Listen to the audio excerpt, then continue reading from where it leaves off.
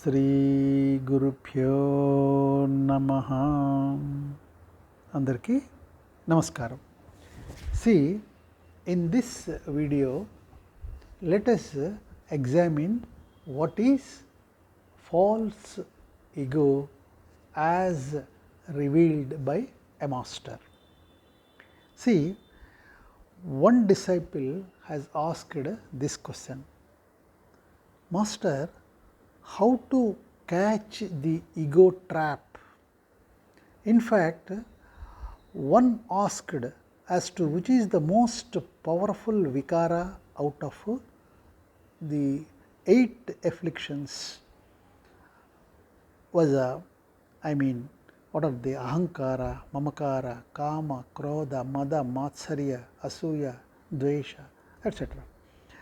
So, I told her, the master said, ahankara, ego is the most powerful affliction, because the problem with the ego is it binds you, it robs your conscious thinking and your ability to discriminate, it takes away your discerning wisdom.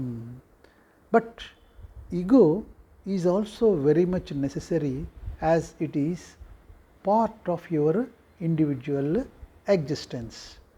It is necessary to stay grounded and to have that faith and conviction in yourself that I can do this, or I am going to do this, or I am going to attempt this.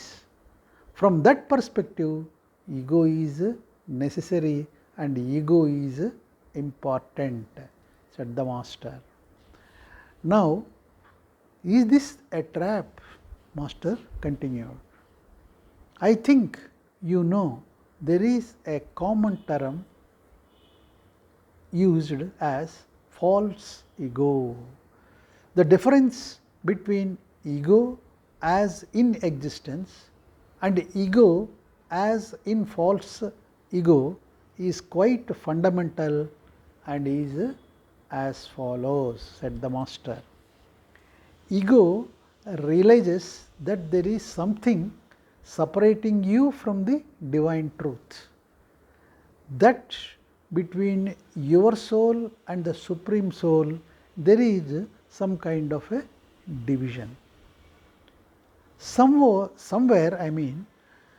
master said, somewhere ego makes you realize that I am different from somebody else, and they may be in pain, but if I am not feeling that pain, that is ego, my dear, said the master.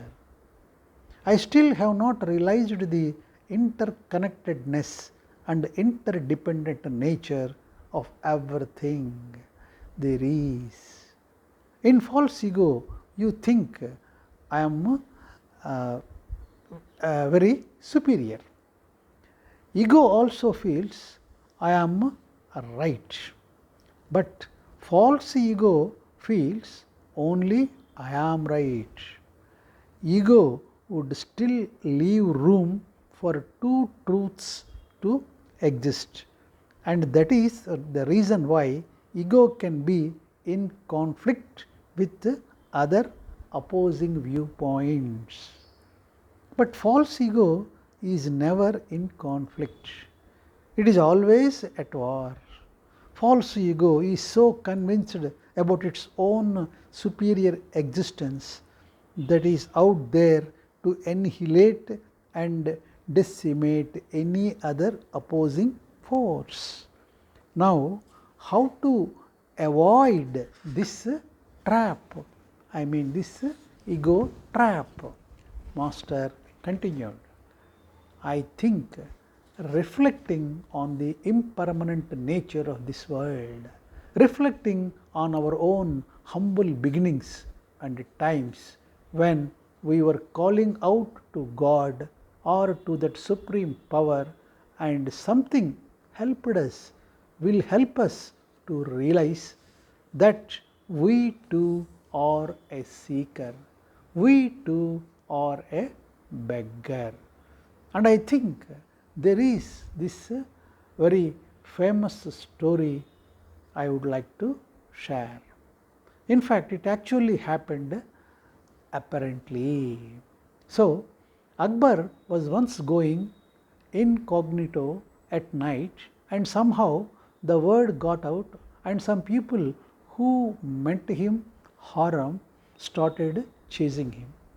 Somehow he took shelter in one of those guys' place, and he was a simple saint.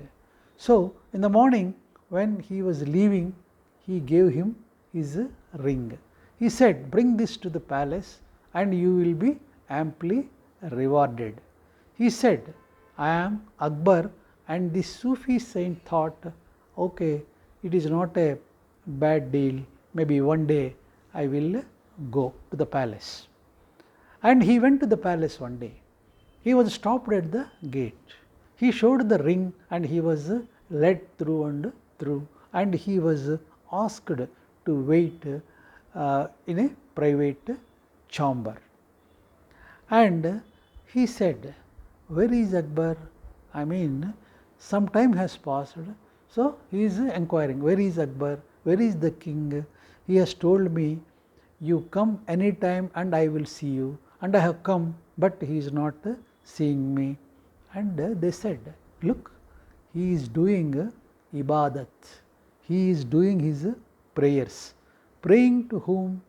They said that that is most blasphemous on your part. What do you mean? Praying to whom? Praying to God, the one who gives everything.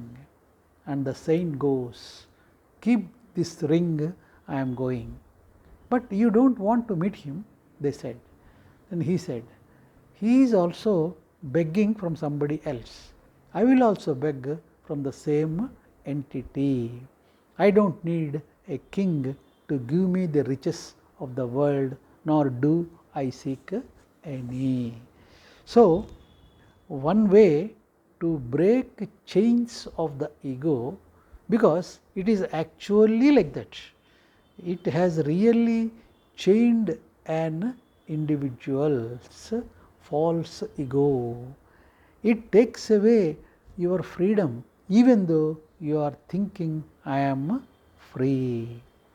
And here you used a beautiful word, trap. You are in a trap and you are roaming around freely in that, but that is because the frog has not seen outside the well the beautiful ocean that awaits him. Poor thing, it cannot even swim in the ocean anyway, but that is a separate matter, said the master.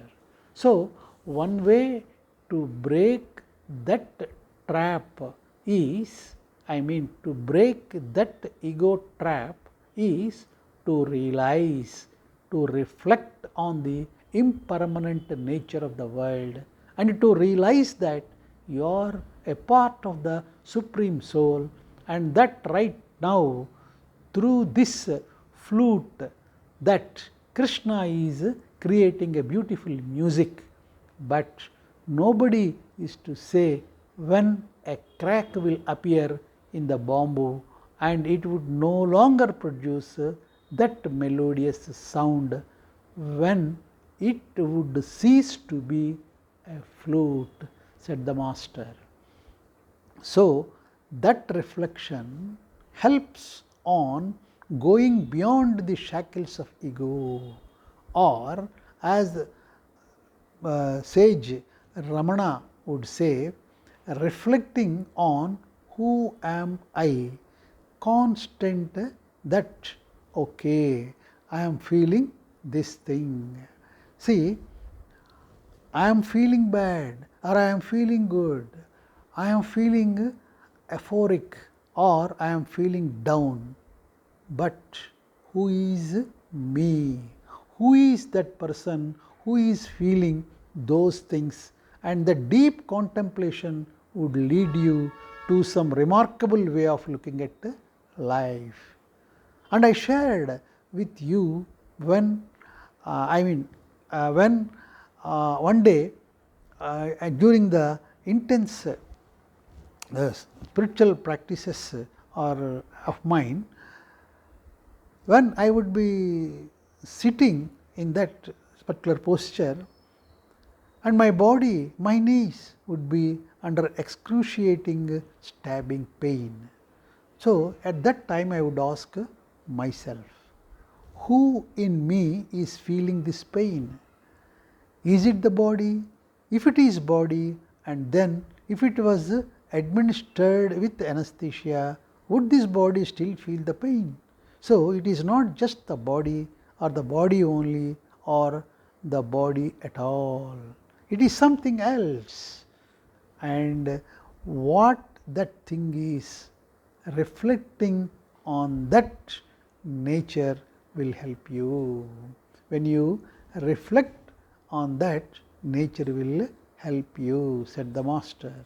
So, it is almost like if you want to turn it into an actionable item, you could say, you would say, for the next 1 month or a couple of months, every day I am going to set aside 5 to 10 minutes just asking myself this question, who am I, or am I not a part of Supreme Soul? Reflecting on those times when you were held by somebody or by the Supreme Soul. So, you have to reflect on those times. So, many years ago I shared this story with you, said the master. There was a guy in absolute rags. He was dressed well and he was going from door to door looking for a job, and he stopped at a shop, and that was a jewelry shop, and he said, look, can you give me some work? I will do any work and you don't have to pay me. You just have to give me some food every day and just give me any roof under which I can sleep. I don't need even a room to myself. And that jeweler thought, okay, there is no harm in giving this guy a chance. So, he gave him a chance. So, he started sweeping the floor, and then he was very sharp and very honest, and he quickly grew through the ranks and he was given his own room. Eventually, he became an accountant for that jeweler. So, see, this guy knew all his secrets, the secrets of the jeweler and everything else also, but other people got jealous of him. It happens when somebody is bright in a group, there are a lot of people who are jealous and they always bring you stories about that individual that make you question that person, even when they are doing a fabulous job at whatever has been assigned to them. It happens. So, when you hear a lie long enough or repeatedly, you start to believing in it. So, everybody said to him, he has got a box in his room and we can guarantee you, they said to the owner jeweler, that this guy is stealing from you and he will leave one day. He is hoarding and he does not let anybody see that box. We know there is a chest in his room and he is hiding things there. So, the jeweler ignored it at first and a few times, but one day he decides to confront and break open the lock. And this boy with him in tow, and he said, look, open that chest. And boy said, please, I can't open this chest. And everybody was around him at that time in the shop, the people who are working in the shop. So, he said, please, but jeweler said, no, I order you to open this chest or I will do it myself and you will be kicked out.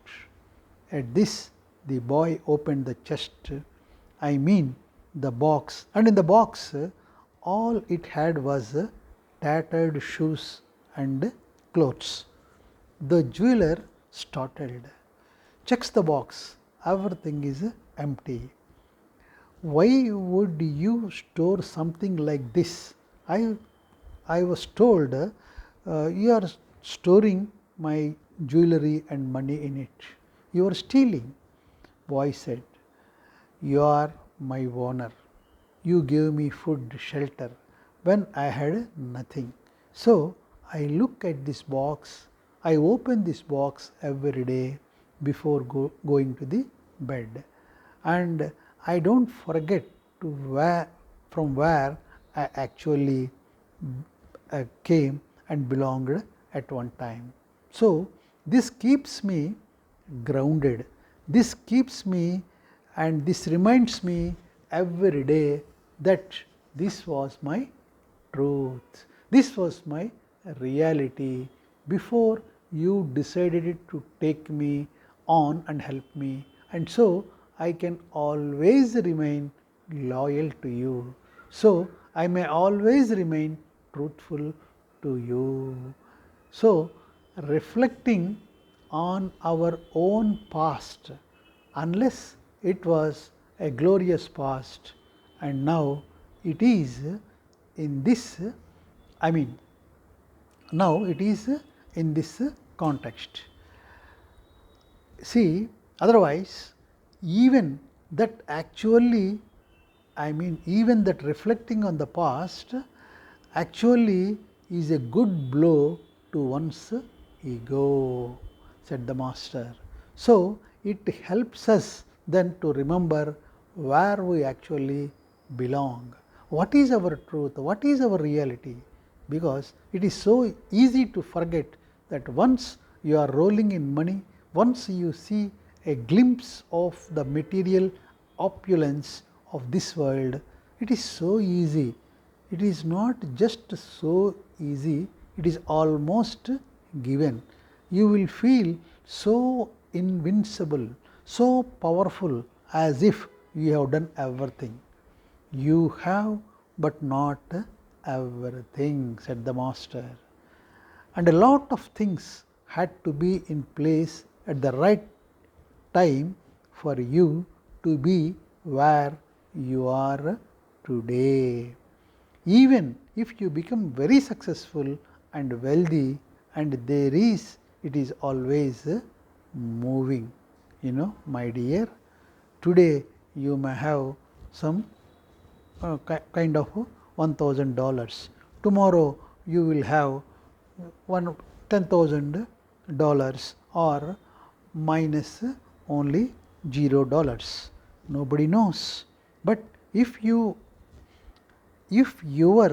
anchor is solid, you will weather the choppy seas, I mean oceans, without much trouble at all.